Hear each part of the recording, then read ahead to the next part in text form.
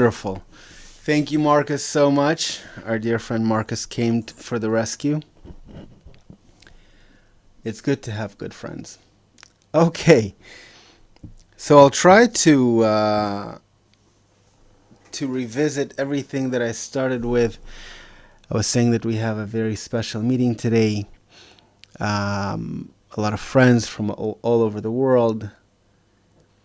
And a very special topic looking into the state of our world, the transition point, the blueprint that worked for us all the way up until the 20th century, the transition point into a new template, a new way of living, a new way of existing that is embedded within nature itself, and of course how we, each and every one of us, you and I, can begin to use this new template so that we can actually skip all the trials and tribulations on the way and start enjoying this new template directly in our life. So we'll speak a lot about that. I, of course, encourage you to ask questions, to participate, to take notes. But we'll start as we begin. I'd like to invite each and every one of you to think, or at least ask yourself the question, what do you want to get out of our meeting today? Maybe it could be some deep clarification, some deep yearning that you'd like to scrutinize or get an answer to, a question that's been sitting on your mind. It could be absolutely anything. And as you're thinking of this intention, as you're thinking of this one thing that you'd like clarification or you'd like answered, we're going to enter our meeting together.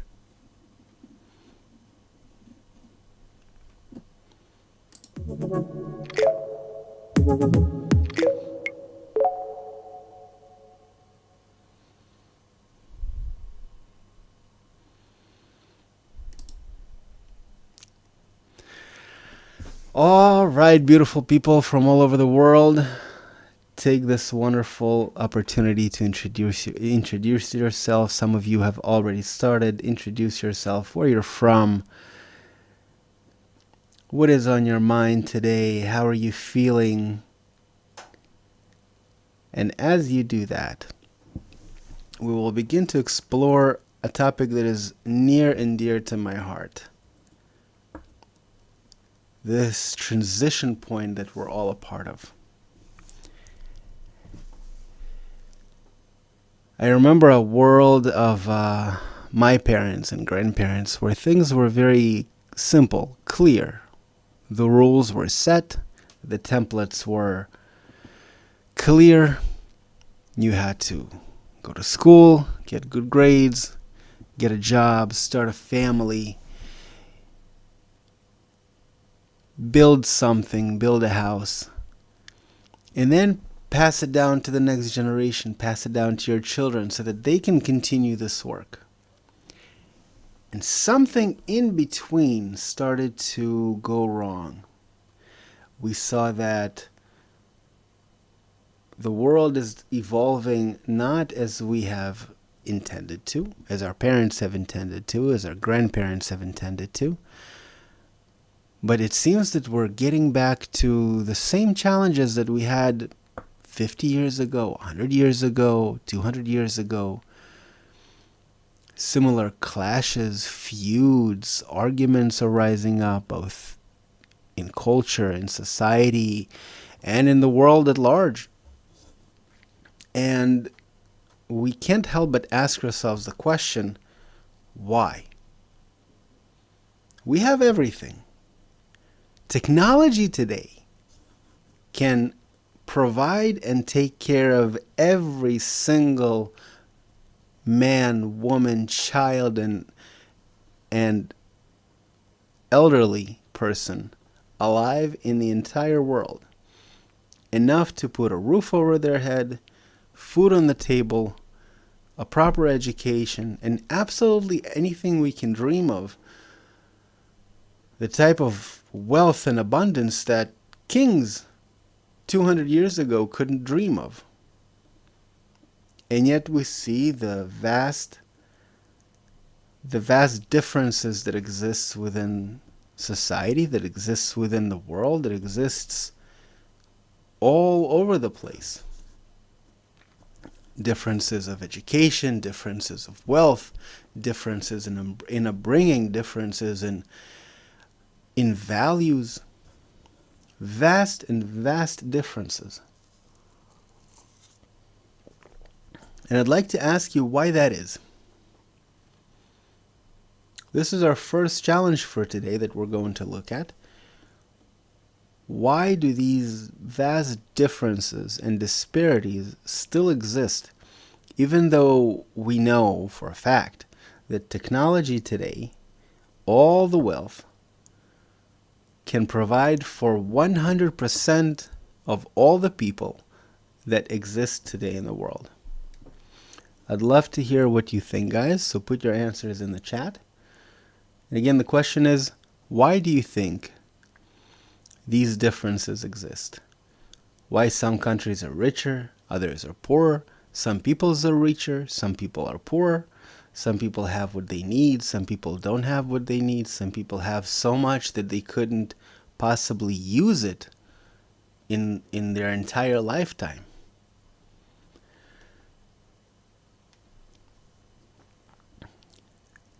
And in the meantime, we'll continue. This template that provided our abundance, the education, the upbringing, the going to school and working and getting a house and passing it down to our kids.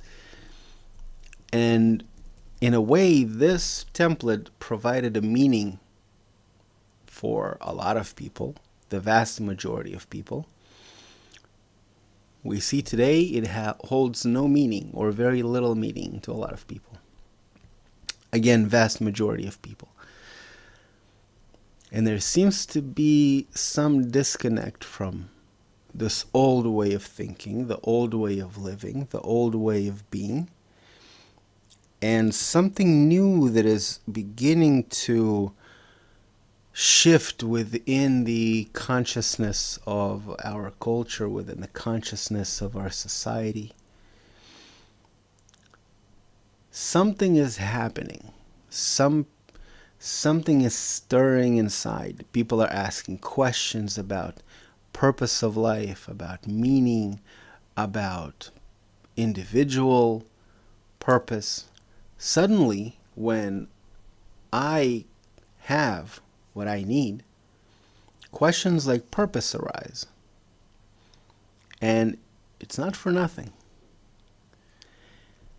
We're going to also explore what is the presence, what is the role of Kabbalah within these questions, within the entire system of human development. What does Kabbalah have to do with anything? Why does the most ancient wisdom is mentioned in every single generation, has its stamp in every single progress, from scientists all the way to it being expanded and available in today's world, where even 150, 200 years ago it was completely concealed. And what we see is human nature that's been developing, the hierarchy of needs, the hierarchy of desires, where at the very foundation of our desires is the need for safety and security and, of course, sustenance. When it's taken care of, our desires naturally rise to a new level. The social desires, the desires for status, the desires for knowledge, the desires for control, the desires for wealth are beginning to arise. But what happens when those desires are filled?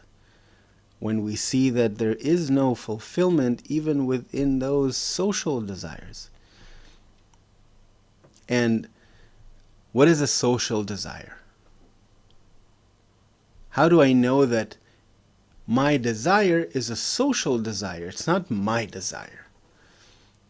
Because I have this physical body. It has very little needs. It needs to eat, it needs to sleep, it needs to procreate, therefore it needs a family, right? Very little, very basic. It's a very basic model for existence with minimal requests, minimal requirements to sustain it. Suddenly we see all of these vast desires for wealth and accumulation and more and more and more and more, and I need more and I want more and I'm never satisfied, and I'm always pushed more, to get more, to strive for more, to learn more, to work for more. Where is this coming from? And the wisdom of Kabbalah is telling us exactly that. It's somewhere here on my slideshow that I've prepared for you. Let me see if we can find it.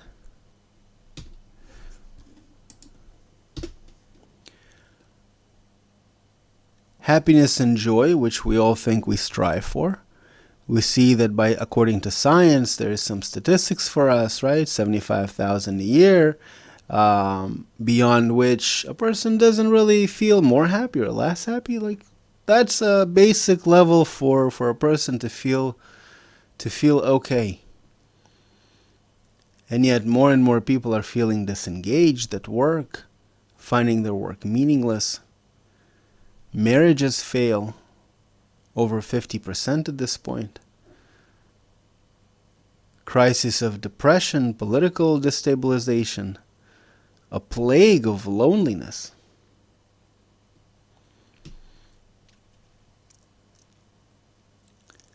And so here science comes in. And through exploration, through the different mechanisms of testing in quantum physics and all the various sciences, we begin to discover one very interesting fact, that all of nature is one single organism that exists in complete harmony. What is harmony? It's just a static level of perfect equilibrium, where everything impacts and influences absolutely everything, which is the physical law, as many of you may know. Every action has an equal and opposite reaction, meaning, again, the law of equilibrium has to exist. If I influence something, that something comes back and influences me. What does it have to do with society, you ask? Very good. Very good. I was having a discussion with my friend. That was about a few years ago. And we were talking about free will and just desire at large. And he asked me, I get up, I come to work. I don't want to come to work, but I come to work. So where is my free will? Why are you saying that I don't choose that? Because our nature, we know, through the wisdom of Kabbalah, and also science is backing it up today as well, there is always a system running in the background. A very simple operating system that constantly calculates for me to get as much pleasure for the least amount of work.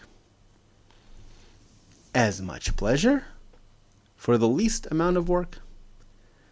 But you're saying, I come to work. I'd rather stay on the couch and play video games. But then let's explore the calculation, because the formula is wide. If you continue to sit in your apartment and play video games, at some point, the landlord will knock on the door and ask for rent. And what are you going to do then? So in order for you to sustain your hobbies, your interests, your video games, you have to go to work. And you have to go to work so that you can earn a living, so that you can pay the landlord, so that you can play your video games. So it's very clear calculations that my friend had.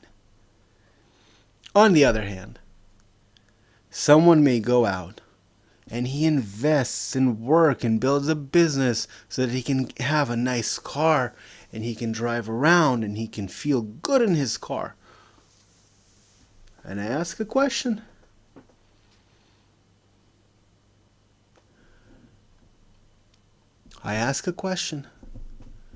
If you were on a deserted island, would you still have a need or a desire to drive this fancy car? Would you look for something more practical? Would you not even need a car? So why am I driving this car? And so this is what the social desires come into play. Those are desires that I acquire through my environment. Because we see that status, symbol, respect, and honor are given to me. This is not something I can have on my own. They're given to me by others. When others look at me and they respect me for my actions, for how I speak, for how I act, for maybe those are external symbols, right? How I dress, how I present myself, what I drive, where I live, where I work. All of these different values exist in one way or another within society. So depending on which group, which society, which like a closed sphere of influence, however vast or however small I exist in, a part of, I begin to gradually acquire the values of that society. Now I can judge another culture and I can judge another value system and I can judge other desires and say they're stupid. That's the wrong way to be. This is the right way to be. But where do I get right and wrong? Where do I, Alex, get the values and the ideas and the convictions of certain things being right or wrong? I also get them from society.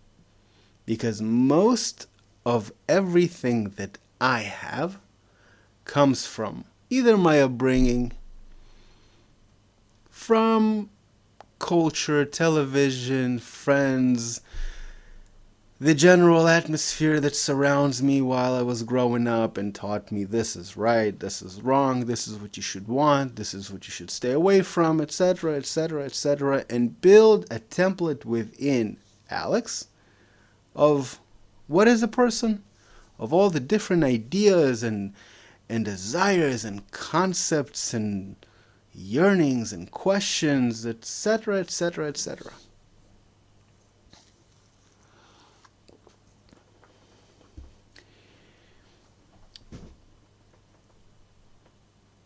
So you're asking yourself, so what's wrong? Where is the clash?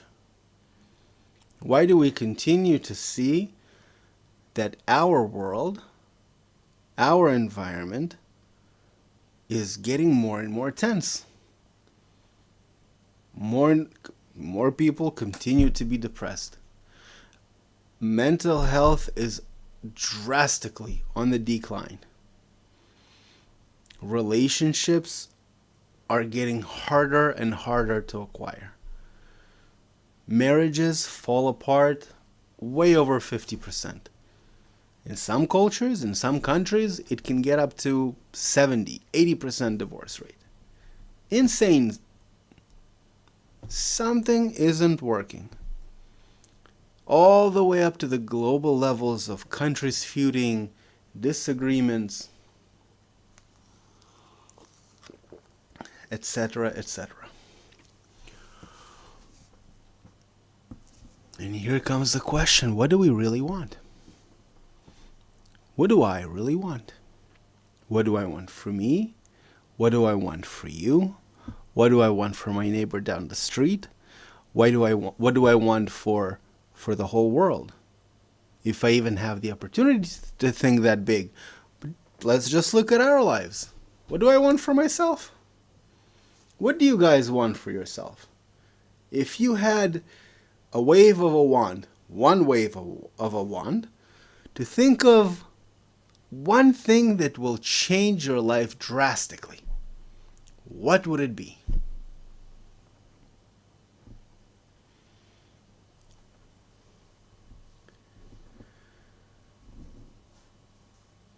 What would it be?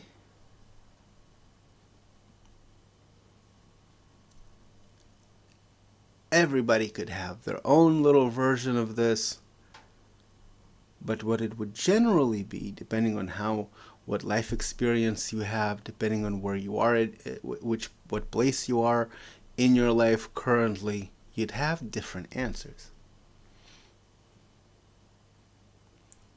Some of you study Kabbalah, so of course you want the higher levels, you want the yearning for the Creator, you want to attain the Creator, you want adhesion with the Creator, you want connection for all of humanity. And yet, what does it mean? I can want it today, and then something might happen and I don't want it tomorrow. How do I sustain this level? Before we get into that, before we get into this desire, this sustaining, what we've talked about so far, we've talked about a template of humanity that existed, let's say up until 50 years ago, 70 years ago. A certain way of living, of being, of thinking.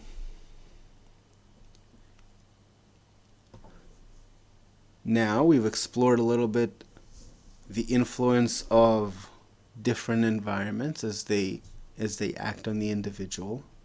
We've looked at the state of the world a little bit, that everything we've tried, despite all the different ways of fulfillment and existing and coexisting, different ideas, different templates that we've tried all over the world, we see that conflict, disagreement continues to rise. We see that fulfillment is on the decline overall.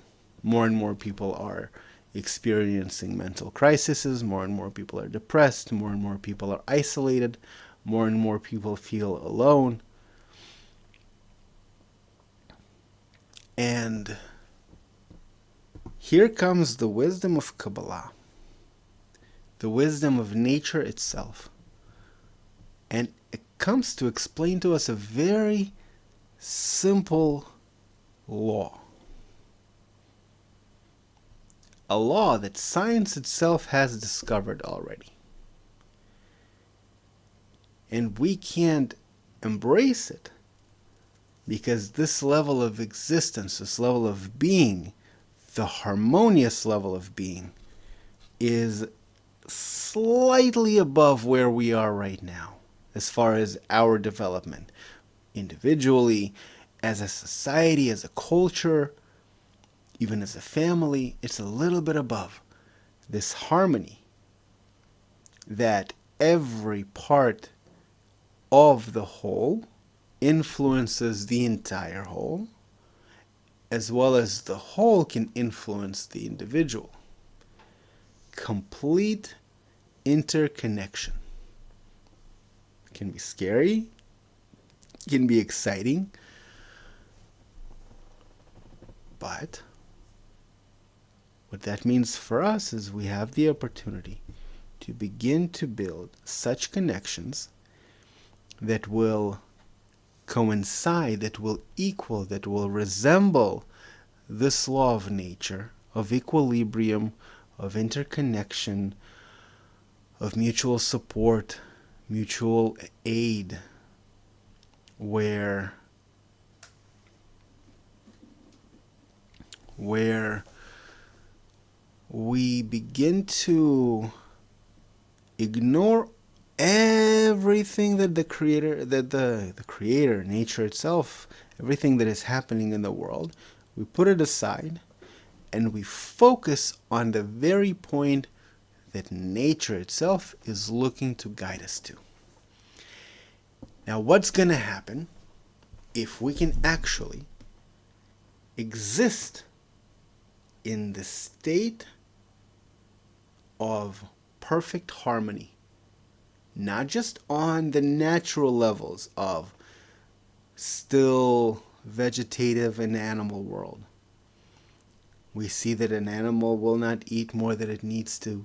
We see that vast networks of vegetation are cooperating with one another, whether it's the trees who are holding each other by the roots, who are sending signals to alert against certain environmental changes, whether it's the other life forms that are constantly in this perfect equilibrium, working together almost seamlessly.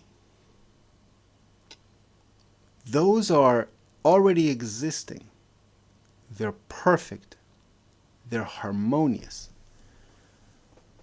But on the level of people, on the level of humanity, of the level of you and I, how can we rise to that next level of existence, of coexisting, of harmony, of resembling the very law of nature itself?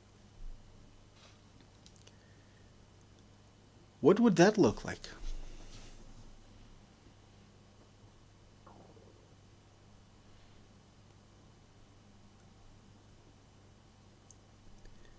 What would it look like? What would I get? What would I give?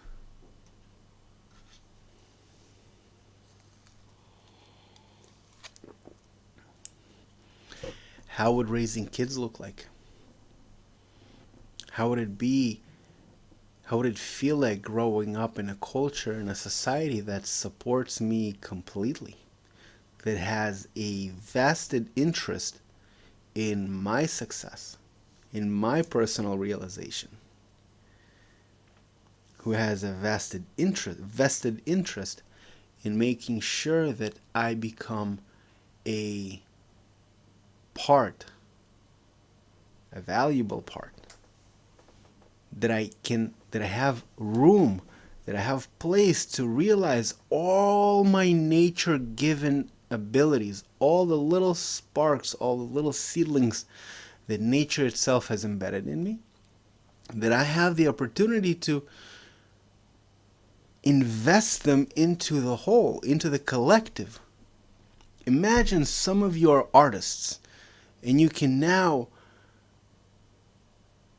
you're given everything by the environment, everything by your friends, by your family, by school, by all, an entire mechanism holds and wraps you to develop your artistic vision, to develop your artistic touch, to guide you so that you can take this art and you can influence the collective in such a way that moves it even further into such a deeper interconnection with yourself, with itself. Or maybe you're a builder or a skilled carpenter, and you can now use your skills to influence others, to make sure that others have places to live and places to sleep, and people have their needs taken care of. And society now takes you and wraps you and values you for your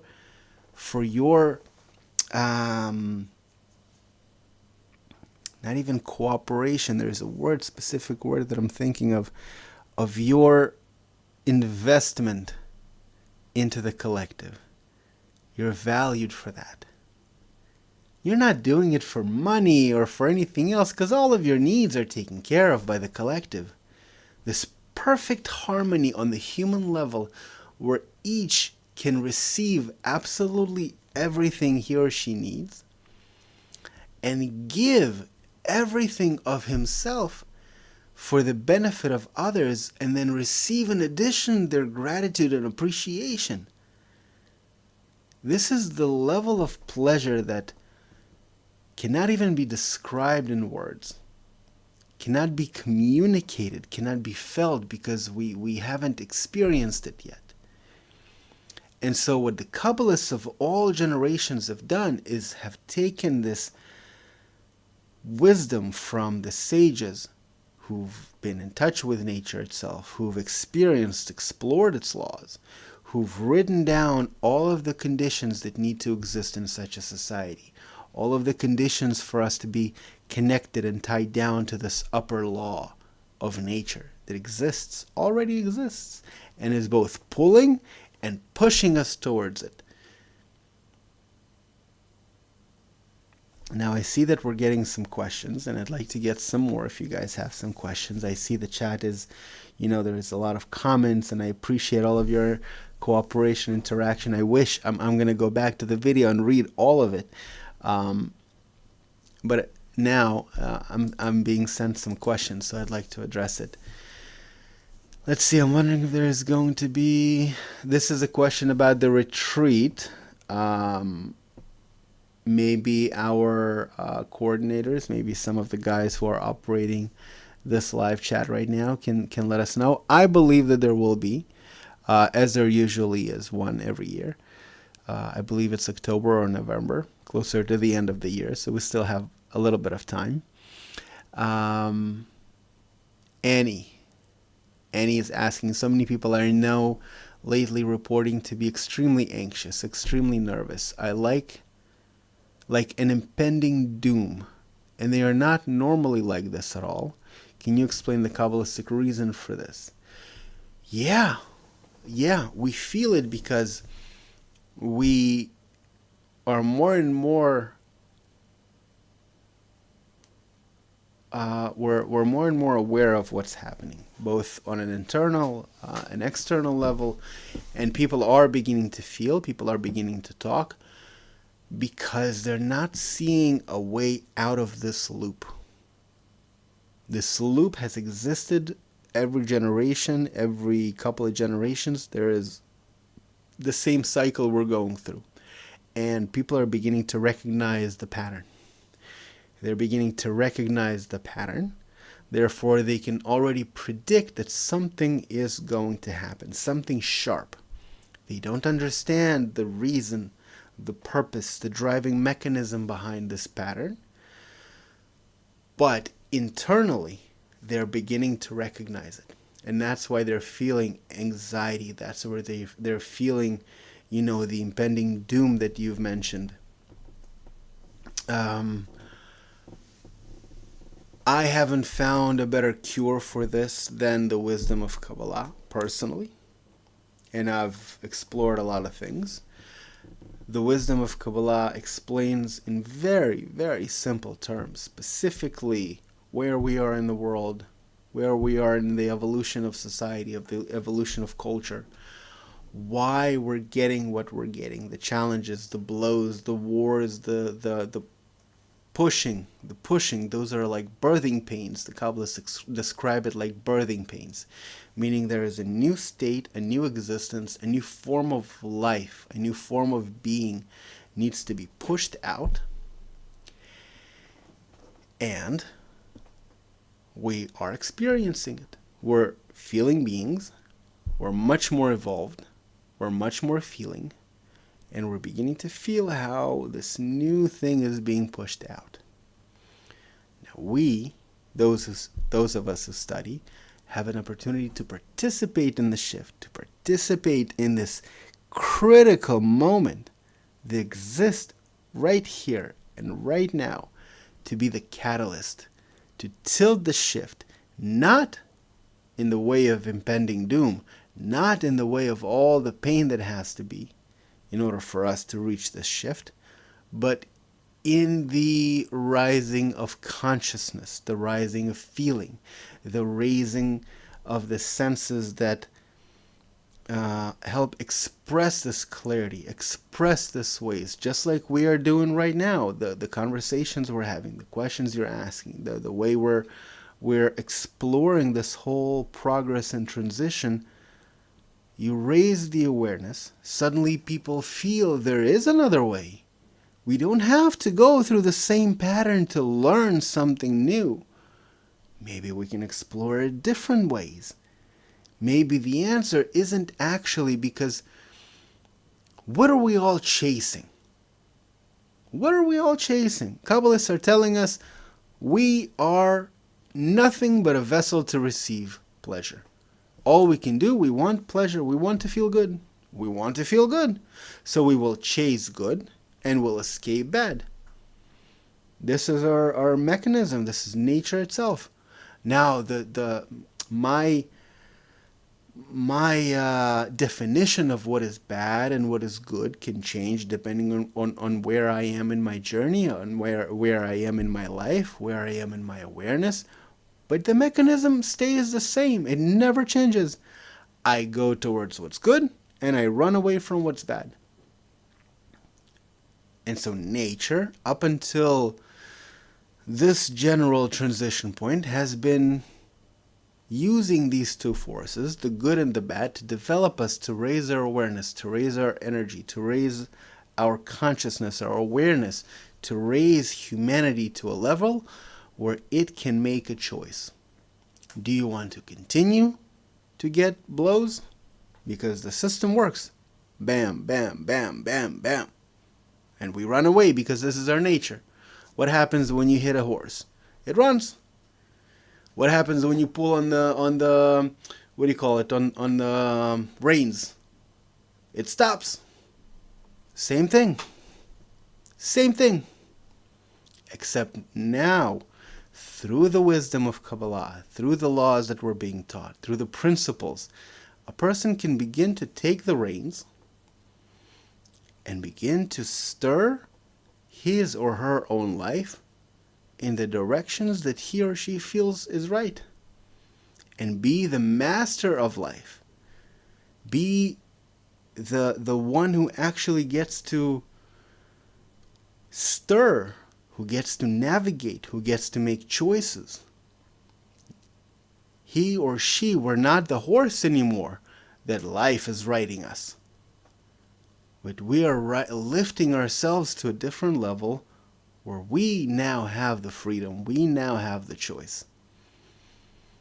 And this is the power of what we're talking about here. On that level of a person who's risen and is now on top of the horse and he is guiding and stirring, there is no anxiety, there is no fear, there is curiosity, there is passion, there is interest. He's now a scientist. He can stir the ship, he can stir the horse and explore different areas, different ways of being, how to reach the goal. The goal doesn't change. The goal is in line with nature itself, which is unity, harmony, interconnectedness. How to get there, what to do. You take all the writings of all the sages that has been, you begin to implement them in a closed group with other people who are also studying the same principles. So you can feel those principles on your flesh, and that takes you above all of the nonsense of this life, all of this illusion of wars and pain and suffering. It lifts you above all of that, and there is no sense of impending doom, there is no sense of stress or anxiety or nervousness. There is purpose and there is clarity in every single move that you make. Okay, we have 14 minutes and 2 more questions. And please, if you feel you have more questions, ask away. Helga is asking, why is it said that evil must first reveal itself before everything can be covered with love? And the correction. Okay, so again, why is it said that evil must first reveal itself before everything can be covered with love? and the correction to love your neighbor as yourself can take place. So why do we need evil? Essentially, you're asking, Helga, why do we need evil in order to reach this correction, in order for everything to be covered with love? And it's important to understand that Kabbalists speak in a very specific and precise way. Evil is when I create an action, I do something, I receive feedback from the system. If there is an open fire, my daughter, by the way, when she was 2 or 3 years old, we were out with friends doing barbecue. A lot of people, a lot of barbecues. And for a second, I lost sight of her. And I caught sight of her 3 paces before she was about to touch a hot grill. And she touched the hot grill. She burned her hand. That was a valuable experience. So life teaches us in the same way. We make an action, we get a response. The response isn't bad or good except for to tell us whether the action was bad and good. The response is a response. And so what is this evil? Why must we discover evil before we can cover it with love? Because if there is no evil, we're not doing anything. We're not actually working. Evil is what is discovered when I have a group of friends that I'm working towards to discover love, to give connection, to give them good attitude, to uplift them, to give them the importance of the goal, and I work with them in such a way. And suddenly the Creator gives me a response. Why are you actually doing that? What do you want to get for it? Suddenly all these different things are awakened as a response to your action. Why? Because now you have an opportunity to focus it more, to sharpen it more, to work in a much more precise way. You elevate your state through discovering the evil. So you can cover it even more with love. So you can cover it with more precision, with more direction. This is why they said that love covers all evil. But evil has to exist. What else? Nika. Nika is asking, how does the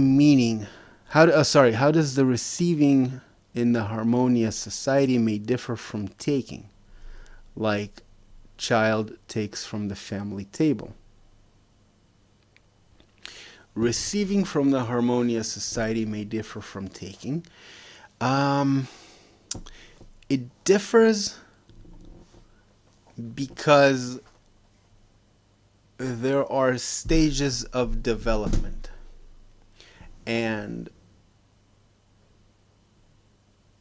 we're getting into more of a psychological aspect, right, of upbringing itself, where you teach a child according to his or her way. So a child grows up at a certain point, up until it is a certain age or a certain level of development. You give. The more you give, the better. All of its needs are fully covered. Why? Because through receiving, the child grows, it raises its awareness, it understands that it is loved, it understands that it is a part of something, that it is receiving from someone, right? That it's not just self-sustaining mechanism, it's a part of something great. And so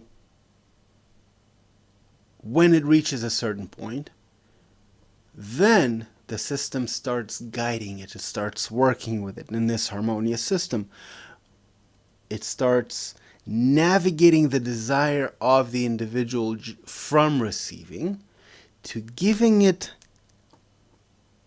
that little evil, right? Feedback. And so the feedback, because now it's fully integrated, fully connected to this integral society, to this incorporated, interconnected society, now that society, whether it's a family, whether it's a group, whether it's a culture, whether it's a city, it doesn't matter. It's this integral body. It's this interconnected force. It's beginning to give this child feedback. What is good? What is bad? Not through words. Not through do that, don't do that. Do that, don't do that. Don't do that, do that. Nah. It happens on a feedback loop. Child does that, it gets praised. A child does this, it sees the response of the system. So there is so much more detail in interwoven aspects into the entire system of connections that happens through the stages of upbringing that it's impossible to cover all of them. But the difference from taking and receiving is that taking is what we're doing now. Taking is what happens when I feel deficiency. When I feel that nobody cares for my needs, nobody is actually looking out for me, nobody's actually taking care of me, nobody's actually is having my best interest in mind. So that level of deficiency forces an individual to go into the mode of taking, because I understand if I am not for myself, then nobody is for me. So I have to take. In the integral system, in the harmonious nature system, a person receives through giving. A person is brought to such a level of awareness that its entire fulfillment, its entire purpose is to serve, to realize the full potential that he or she have through service to society, through giving. And in turn, he receives immense pleasure, tremendous satisfaction from being of service. So those are little two different aspects. Do we have more questions?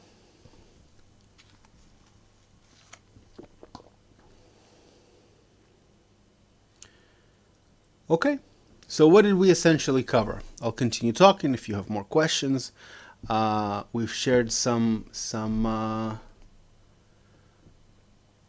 courses from you, some links if you'd like to participate, if you'd like to start going through the process and you're not yet a part of it. Dabble, get a taste, listen to a video, see what feels right, see what feels good, see what you connect to more. Just allow yourself to come into gradual gradual interaction with the source material that you'll find on our platform. And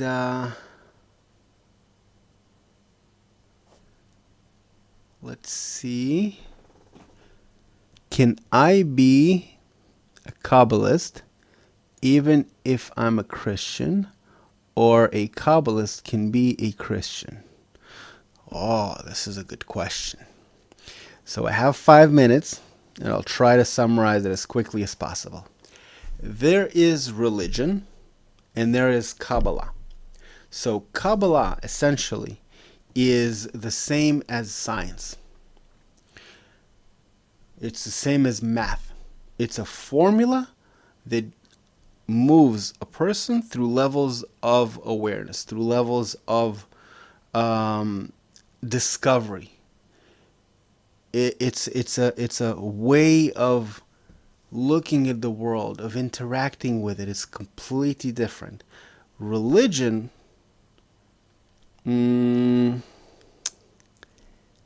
religion is more like, there's a word, again, I'm losing some words here. Customs. In Judaism, for example, we have Shabbat, right? So the custom of Shabbat, the women light the candles, we say some prayers, sing some songs, we drink some wine, we say the blessing of the wine. There are some rules and customs of things you do or you don't do on Shabbat. on the Sabbath. And I'm sure every religion has its own customs. Kabbalah, it's more scientific, because a person, through interacting with the laws of the wisdom of Kabbalah, begins to get awareness of certain things that are happening inside of him or her. How he reacts, how he responds. This is psychology, but taking to an extreme levels. And it's not just psychology, because what it is it's coming from the very root of creation itself. Kabbalah precedes religion,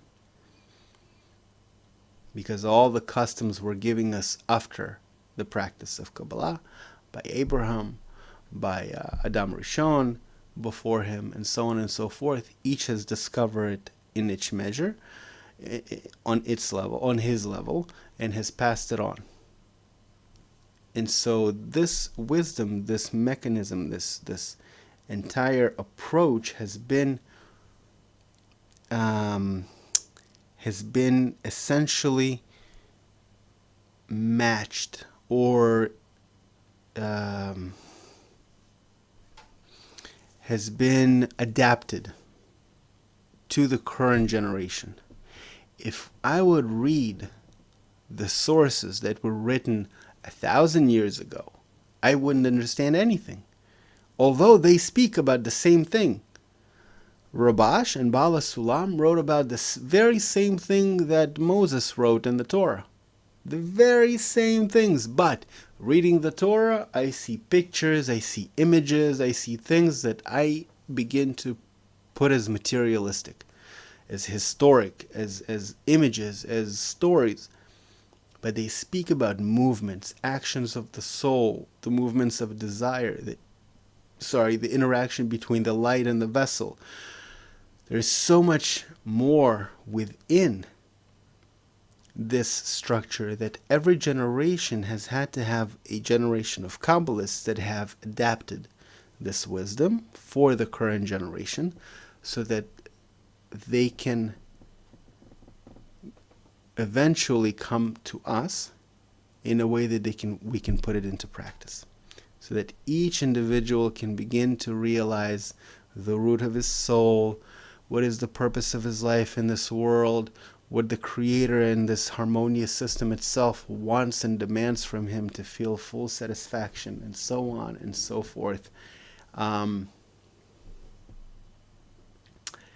So I don't want to put more and more confusion, especially not as we're about to end. What I do want is for those of you who are already a part of KabU, we're going to have a closed Q&A right now on Zoom. You can ask, interact, ask questions. We can delve even deeper into all this. Try not to drag me into religion. Let's stick to the practical. And in the meantime, I want to emphasize that right now, we're living through the very process of transition from the old model of existence to a very new and unfamiliar model that of nature of existing, that demands of us to be equal to it, equal to nature itself, which is perfect, which is harmonious, which is fully incorporated in all of its parts. And this is specifically and exactly what the wisdom of Kabbalah is talking about. Thank you all very much. I appreciate and love every single one of you deeply. I thank you for being here. And many of you, I will see you on Zoom. Thank you very much.